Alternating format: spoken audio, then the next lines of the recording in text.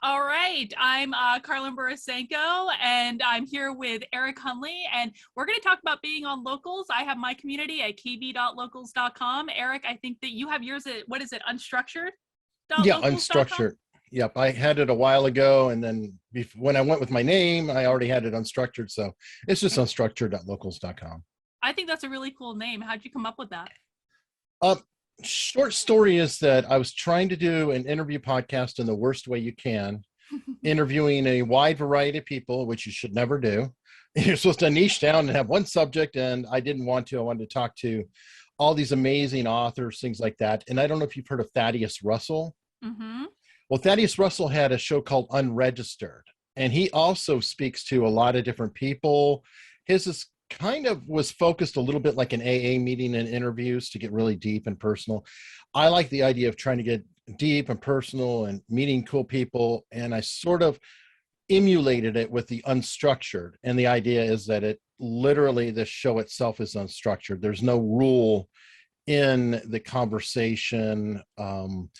I do a ton of research, but I may only use 3 questions that I wrote down and just follow rabbit holes and do whatever. And then I went to YouTube, and I'm completely off the rails now. I have legal panels with Viva Fry, Ricada Law, Nate the Lawyer, Emily DeBaker, a lot of lawyers. I know it's very weird. For some reason, I get along with lawyers, and they like to hang out on the channel. We have a good time. And I do like a News with Booze weekly thing. I know I was just watching your News with Booze, and I actually really appreciate that because I do a weekly happy hour where I basically drink and watch woke diversity training, because if you're going to watch Nice. woke diversity training, you guys like need to be drinking, as so far as I'm concerned. And so I saw you did News with Booze. I was like, so I'm actually a little bit of a beer snob. Like, what is your favorite type of beer? Okay, lately I've been just completely addicted to Flying Dog's Raging Bitch. Okay. I don't mind Flying Dog. They did like an oyster stout, I think. I don't know if they do it now, but they did a couple of years ago. That was okay. I'm like a big stout person. Okay, stouts are fun. I got into the IPAs, and they got into my waistline, so they're really a bad idea. I need to get back into running. I used to hate them. And it was funny because I despised IPAs. I could not stand them. They're hoppy. They're disgusting. I would do like a Guinness draft, right. Things like that, and stouts. Then one day I made the mistake of having a really decent long run. I don't know. It's probably 10 miles or so. It was middle of the summer, and I was just completely parched, hot, sweated out. And I tried the IPA, and something clicked in my brain. It's like the hottest day of the world, and drinking that lemonade that someone hands you. And I thought, oh, that's why they're enjoyed by runners everywhere. And I wish it never happened. No, I totally identify with that story, because I used to be a runner as well, and I was actually I ran the 2015 Boston Marathon, and I was like completely untrained for it, and it was a horrible idea. Anyway, it was wonderful, but it was also horrible. But my husband actually crashed the race course with me and ran like 8 miles with me to encourage me. And as we're running up Heartbreak Hill, he's like dragging me up Heartbreak Hill. He's like, Karlyn, you can have all the beer you want when we're finished. Oh god. No, I love the News with Booze. So I actually like really identify with the unstructured thing, because for me, like, I tend to focus in on, obviously like the woke stuff and critical race theory, and now getting into social emotional learning and all of that. But I hate the idea of being like pinned down to a certain subject. And so has that kind of like variety of subject matter, do you feel like that's, some people might think that hinders you because they feel like you have to have a niche, but do you feel like the variety of subjects has helped you grow your community? It's a weird spot, because yes, it has hindered me, I think, if I'm only focused on growth. But there's this problem of I have to want to do it. Yeah. So if I get caught into a pigeonhole, oh god, it's just work. I mean, after this, I'll be doing an interview tonight with Peter Hyde and James Pyle, 2 of the top experts in the world. One who trained at the Army in interrogation. The other one is one of the top statement analysis people in the world. I feel so privileged to have these amazing minds on the show to talk about how do we get to the truth. That's fantastic. And then I would love to have like you come on sometime and then start railing about critical race theory or help me understand why I hate it, because I try to be honest with my knowledge level. And the truth is I don't like CRT, but I also am not an expert to say that I know all the details of why I don't. I see more of the outcome that bothers me, but I don't know the mechanics of it. So I'm delighted to do that. Then I'm going to do News with Booze, or next Friday, I'll do one of my lawyer panels. Those are no preparation, full of memes, just people acting crazy. And that makes me happy. And then on Locals, I do a show with Nate the lawyer. And Nate and I are kind of a unique combination. He's black, I'm white, he's a lawyer, I'm not. And we disagree all the time and love each other to death. So it's kind of a fun thing, but I cannot go on YouTube and I'm always saying Fauci juice because I can't say, other things, or I can't say ivermectin, or I can't. With Locals, I've got this show with Nate, and it's like, we can say those naughty words. Oh, I know. It's like such a relief, isn't it? Because, I do a weekly show with, so I do like a weekly fun show on YouTube called Nothing Remotely Controversial with my friend Joshua. And Joshua also happens to be a professional psychic. And so we have a really good time with it, which is like, I talk about the news and people bring questions and they ask Joshua to psychic things about what's going on in the world. And Joshua was actually freakishly accurate with some of his predictions. Joshua predicted what was going to happen on January 6th on January 5th. And so it's like, but it's like a fun, lighthearted thing. But like sometimes we'll get questions about the vaccine, and I'm like, no, don't ask questions about the vaccine on YouTube. I'm going to get a stupid strike. Oh, speaking of that, I don't know if you've seen the News with Goose, but I even have a meme that a Locals member made for me, because I always gripe because I look at it and sure enough, that $ turns yellow. And so I say, oh, and we're yellow. And so it's like a thing. So one of the Locals members on their own accord, this is the cool part of Locals too, is that there's people out there like Talex who is creating just massive memes. This guy is Tape Damage, or James Aspars is his name.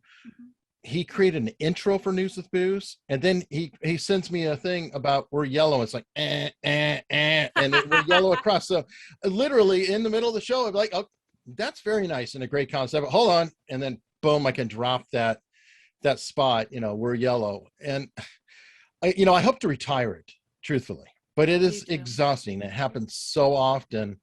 Well, every News with Booze, most of my live streams, even ones that are, that aren't controversial, because I spun off a second show. I'm in the middle of a copyright fight with somebody. They took my channel down. So that's horribly frustrating. It's called America's Untold Stories. Started from 0 to over 2,000 subs in 3 weeks. Wow. Had crossed 4,000 hours, but a filmmaker, I used a bit of footage, small bit, and had body language experts, look it over. Well, they didn't like it, so they slammed me with copyright strikes on 4 videos in the same day, which made YouTube take it down. So I'm having to go through back doors to fight the copyright strikes to bring it back up. I decided to respond maturely, and I brought on 4 lawyers and a documentary filmmaker, and did a YouTube video with a copyright troll on the thumbnail, and went after it. But that went yellow. It's lawyers talking about copyright. It got approved later, but the way that works is, boom, it's demonetized. Then I put it in for manual review. I do it in the middle of the show. I'm submitting for manual review in the middle of the show. Most of my views, I get a couple thousand, whatever, 95% will be done. I'll hit, pretty close to my full number. And then I'll get the email from YouTube. Good news. We agree your video is suitable for all advertisers.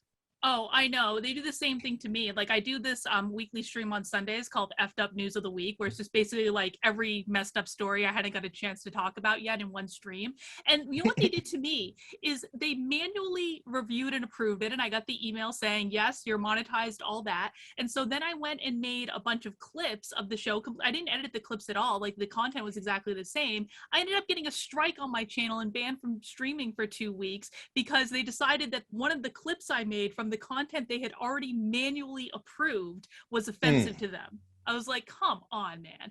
So I can't wait for locals to get, more up and running. Like I love the live streaming already on locals, but I want to be able to bring on guests and do other things and have like other features. And I know they're working on all of that. But one of the reasons I was so excited to talk about to you is because you are using locals streaming for your show with Nate, and you've managed to hack the stream. I want like what did you do? So like It's locals easy. right now. Well, it's not completely easy, and I did pay to do it, but you could possibly do it for free depending if you're on Windows or Mac. I'm on a Bottom Mac. line, you're on a Mac. Okay, Yeah. So I'm using a combination of Ecamm and Rogue Amiga Loopback. Okay. And with the two of those, because the bottom line is for this, locals limitation is you can only attach your camera and your microphone to the feed and you're done. Right. I want two people to be in the same camera. So I had to use a virtual camera. Now you can create a virtual camera with OBS or in my case, Ecamm. So then it's a matter of just, okay, you got a virtual camera, so that captures me and I can share my desktop or whatever I want to do, because I'm not outputting my camera, I'm outputting the results of my camera in a composite image, if you will. Oh, okay. So I invite Nate in as a guest, and then we're side by side on the desktop. And that is what I'm capturing, boom, that I'm sending out. So it's just this constant, steady stream there. Only problem with doing this is, okay, that's great, Eric, but how do you work the sound? And that was the bigger issue. And it took me about 3 times to figure out how to do it. It turns out it was simpler than I thought, and I was over engineering it. But Loopback allows me to take my sources and I just quite simply monitor the Ecamm. So it's as if somebody plugged into the soundboard and they're listening. And I take that monitor, and that's an output, and I feed that as my microphone into locals. So it's a virtual camera and virtual speakers, if you will. And it goes in, we're done. Wow. Okay. I might have to rewatch this interview a couple times to be able to figure out what you just told me, but that's okay. I can always show you on the side. And I've done it I do it both on my desktop here. It's an iMac, and I also have one of the new MacBook Air M1s, and I just sat out on my porch and have a microphone, did it all out there too. So. Well, that sounds amazing. Like I can't wait to have guests in my locals. Like right now we do community Zoom calls in my local, so everyone kind of like pops on a Zoom, and that's all fine, well and good. But what I really want to do is kind of like what you're doing with Nate, is be able to do like exclusive live streams in my locals and be able to have a guest that we can talk with, and then we don't have to worry about YouTube nonsense. And if YouTube gives me a strike for something stupid, well, like it doesn't even matter, because we can just do the same thing on locals and it'll all be good. Yeah, and it's for the community too, because I feel guilty. I keep my costs very low for community members because I have a day job. I can't quit and do this stuff full time. I want to provide as much as I can. So I feel like doing the show with Nate is cool. Right now it's open for people to see it, but I want to give the people as much as I can. I mean, thank you so much for supporting me.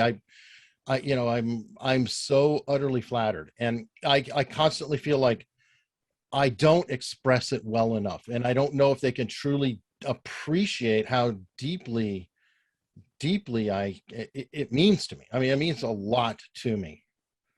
No, I completely agree. And that's actually something I've been thinking a lot about lately as well, because, I mean, I get so much more support on locals than I do like on YouTube. And frankly, it makes it possible for me to dedicate so much time to this and to be able to look into all the CRT stuff and really make sure I understand it. And, I've been thinking lately about like, how can I show, like, I feel like, I do a lot of like exclusive stuff with my local supporters, but how, like, I think it like doing stuff for them is different than showing appreciation for them, Right. and making sure they really understand that, this would not be possible without them. And I think that that's really important. And I also think it's important too, because, I don't know if you've had this experience, but for me on Locals, like the interactions with the community on Locals is so much better than any other social media platform. It feels more genuine. It feels more authentic.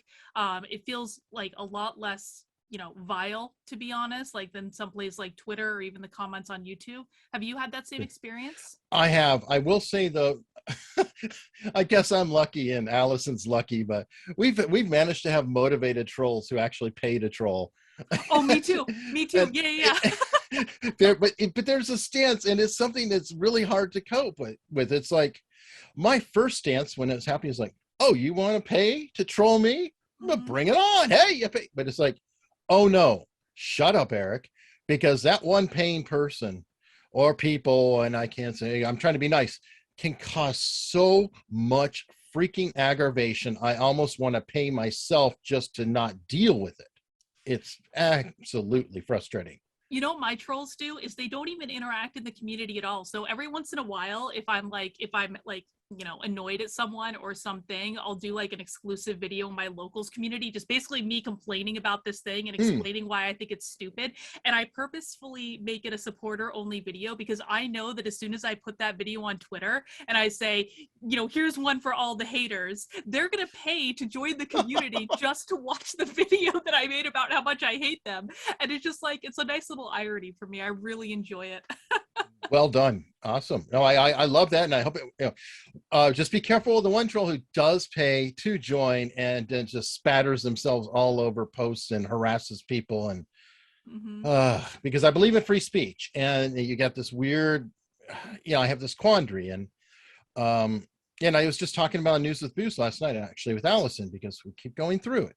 And it's like, okay, there's free speech, but then if I invite you to a party at my house and you take a dump on my coffee table, come on now. And that's how I feel about it too. Like thankfully I think I've only banned 2 people from my Locals. Which I think is a pretty good rate considering I have like 14,000 like members of it. Wow. Yeah. So like, I feel the same way about it. It's like, this is my house. This is my house. It's the only nice, calm place I have on social media. It is my refuge. You're not going to come in and start throwing things around and breaking things and harassing the other guests in my house. I'm just not going to allow it. And I don't think, from my perspective, I don't think it's a free speech issue, because I think it's more, nothing is stopping them from making their own Locals. Nothing is stopping them from, I'm not deplatforming them. I'm just saying, I view it more from like a voluntary association perspective. Like, I believe in your right to have your own Locals, to mouth off about how much you hate me. You can create a whole Locals about how much you hate me. Fine, whatever. But you're not going to come into my house and do that. Barnes actually, Robert Barnes had a great point on this last night, because he was in the chat and somebody was saying, oh, well, I understand that, but that's hypocritical and you can't say anything if YouTube wants to throw you off. And I was like, well, that's not the same thing. And Barnes, he put it so well. The dude's brilliant. He goes, he said, YouTube is the power company and Eric is the bar. Yeah. I was like, oh, that's one. I mean, so perfectly stated, because it's like, YouTube should not be throwing people off, because they should be supplying people like a power company, whatever. You can't just say, no, you can't have power and cut a customer off, but anybody can toss you out of a bar. Yeah, exactly. Like, wow, thank you, Barnes. Brilliant guy. Right. And, to be honest, I don't think that people that say that, exiting someone out of a community when they're being disruptive, I actually don't think they do the free speech argument any favors at all, because it's I don't think that they really understand what this is and why it's important to protect it when you're on these larger platforms that, frankly, you have tech platforms like Twitter and Facebook and YouTube that set themselves up to be the town square. I mean, Jack Dorsey literally said Twitter is the town square, and we went through a year of people basically not having a real town square. The only town squares we had were virtual. So it's a completely different scenario than someone's private community that they're putting a lot of their personal time and personal effort into cultivating. I just don't think it's a good argument. Yeah, it's like a club. You built a club and people pay membership to go in the club, and you've got to make the membership pay off. Exactly. So what other types of things are you doing exclusively in your locals? Right now, the main focus is the Nate the lawyer stuff. I've done some, specific like body language analysis, like Bob Baffert. I don't know if you remember the horse racing guy who was suspended for doping on the horse. Oh, right. Yes, yes. I kind of ran and then I did a YouTube and then cut that off and then had them do an evaluation on Bob Baffert, whether he was doping or not, or telling the truth about it. I might do a follow-up like Peter Hyde, actually, who's going to be on today on my show. I had him on and I cut off the YouTube stream and I kept recording because I use StreamYard. And we then went into, and he started talking about health and Tim Noakes and the low carb diet, and immediately started talking about some of the BS that's going on the vaccines and whatever. This is last year, but he was like, they're playing games with you. And by the way, this is a guy who does statement analysis. So all he does is read, are you lying or are you not in what you were writing or saying? Because believe it or not, how your friend's accurate? These guys are scary accurate. When they read a police statement, they know. So, and what was it? I think he said that Fauci's been lying since he was 6 years old or something. He's not a fan at all. But anyway, that's an example too. So it'd be like cut it off, and then I can have the spicy stuff afterward. And I want to do more. Like now that I figure out how to do interviews, obviously I'm doing that with Nate, and we've got that going weekly, consistent. People are really liking that. I managed to like pull in David Viva with us too. So that's the cool thing too, is I had Nate and me and David or Viva on his phone, while he was going around checking his signs, running for PPC. So I'll try to do more of that as well. I don't know, I'm actually excited to watch these two to see what everybody else is doing, because I have time constraint problems of figuring this out. Yeah, no, I mean, I've experimented with so many things in my locals, and it's like, so we do a book club about once a month, maybe once every other month, just depending on, what the schedule looks like. We do something we call Bitchcraft, which is basically, we do like a weekend call, and, I'm a knitter, obviously, on my shells. And so like people come on and knit or crochet. We have someone that does stained glass. We have people that draw. We have people that come on and they clean their gun, and we just like chit chat. And it's, that's kind of nice and fun. We do a debate club where people are assigned, people are actually assigned their position on a topic. They sign up to do debate club. Oh, that's fun. Oh yeah, and they don't know what the topic's going to be, and they don't know what their position is going to be. So sometimes they like ended up arguing the complete opposite of what they actually that's the believe. best. We actually had one where one of my members we were arguing about like, should critical race theory be legislatively banned, and he put on the total persona of an SJW and was able to just totally play it off and made every argument that the woke left would made, and it was a brilliant thing. But that's an exclusive that we do.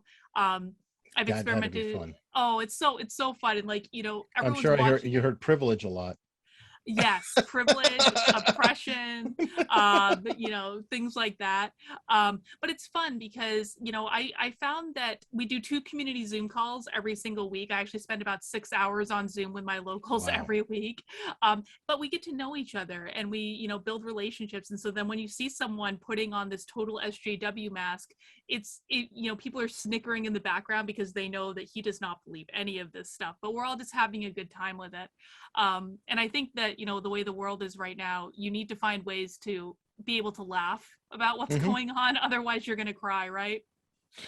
And I hate to say it, but if you find the people you're around aren't laughing, they probably are SJWs, because they have no humor. That is it's a perfect tripwire. Just tell jokes. If they don't get it or they don't play, you know what they are. Move on.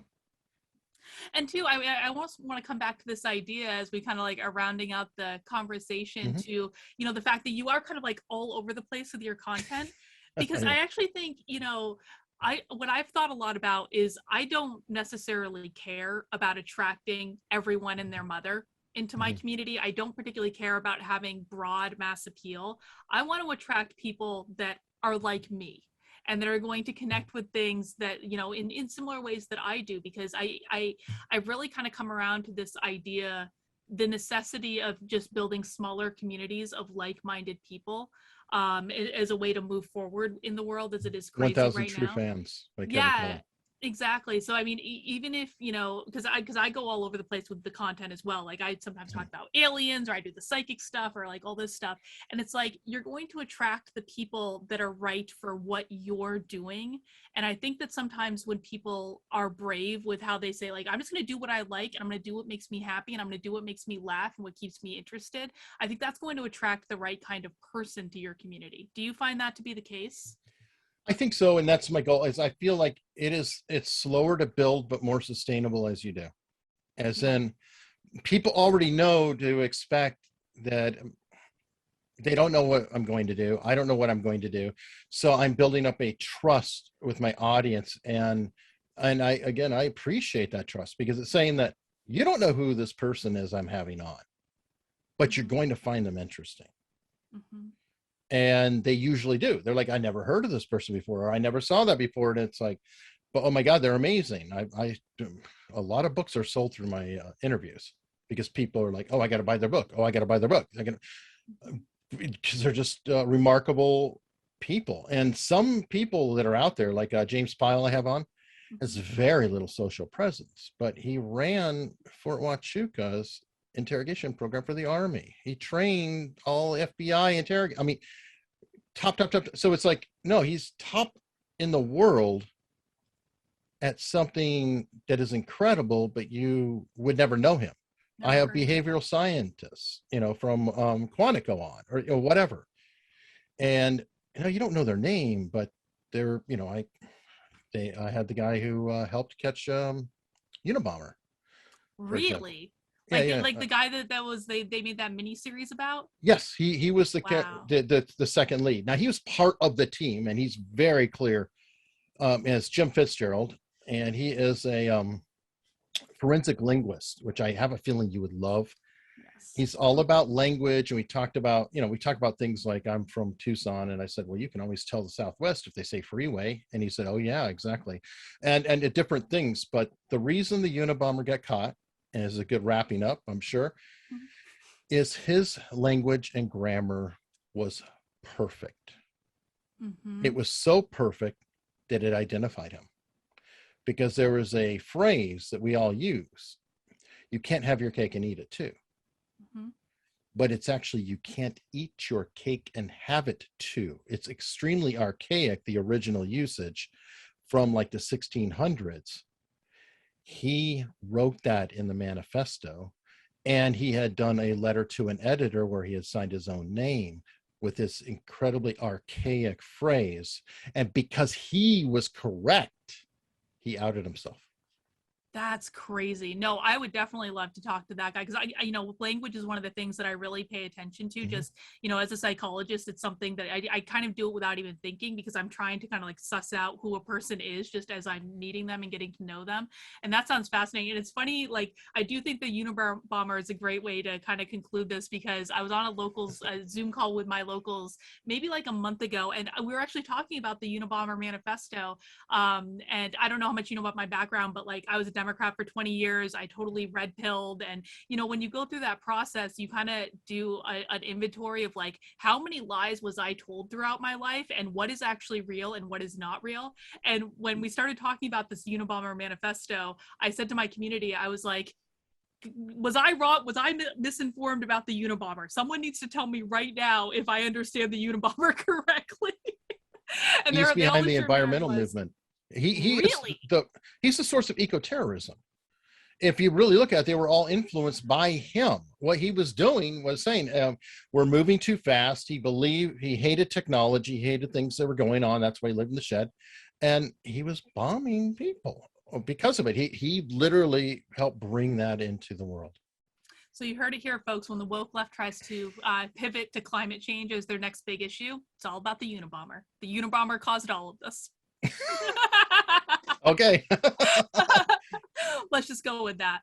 Yes, and No, Eric, I really enjoyed this conversation. Thank you so much for, you know, spending some time with me. And you're at unstructured.locals.com. Yes, ma'am. Thank you. Cool. And again, I'm at kb.locals.com and hope you guys enjoyed the chat.